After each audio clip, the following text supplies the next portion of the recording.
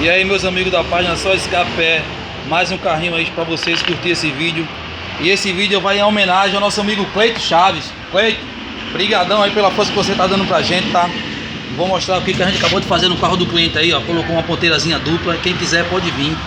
Aproveitar que ele vai dar uma ligadinha e esse som vai ficar ótimo, cara. A gente não ligou ainda, não sei nem como é que tá o som. Pra gente é uma surpresa também, né? Mas com certeza vai ficar lindo. Esse aqui é um Celta ano 2012. O cliente é lá de Três Ladeiras, cara. Veio exclusivamente pra gente colocar esse escapamento. Com certeza vai ficar lindo. Ele vai ligar pra gente ouvir o som dele, ó. Isso é pra você, Cleito Chaves. Solta o som dele aí, amigão, pra gente ouvir aí essa maravilha. O joguinho de roda dele aqui, ó. Lindo, lindo, lindo. Tá? Preto com vermelho e um cromadozinho. Ficou show, cara. Vai aí o som pra vocês aí, assim que ele ligar aí, ó. Reboquezinho. Olha que delícia. Saiu essa fumacinha aí, mas foi a sujeira da solda, tá?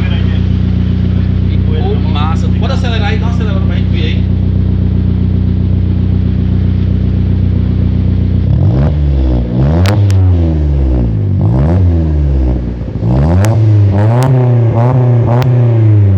Cara, ficou lindo, meu.